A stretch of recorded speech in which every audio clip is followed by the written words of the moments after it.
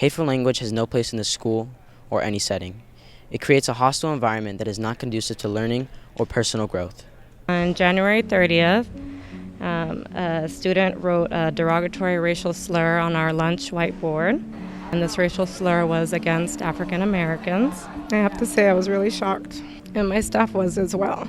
Over 90% of my staff are people of color. We're from various walks of life.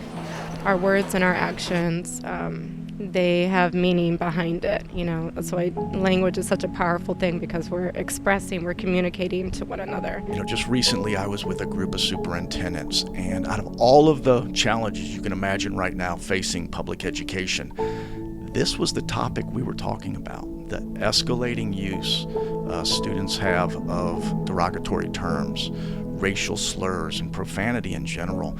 There is no place for it, and everyone deserves that safety, especially when you're an education institution. We all need to work together to stand up to it. So this EDI event is something that we're doing.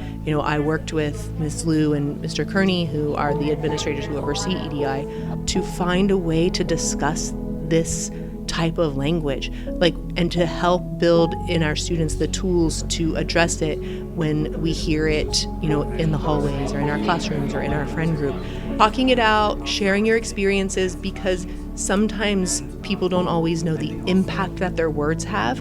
And if no one knows that you have experienced this, then no one can help you. So you have to share when these things happen. It's time that we stop thinking that being hurtful to someone's a joke or it's cool, because it's really not cool. It's cool to be nice to someone. It's not cool to be mean to someone or roast someone and think it's okay. And sometimes it's really painful. What happened in the cafeteria is really painful. I'm deeply saddened by the lack of empathy by the student body for those who saw the racial slur, but refused to alert myself or another adult. If anybody knows who did that in the cafeteria, come forward. The person who did it knows. The cafeteria is a crowded place.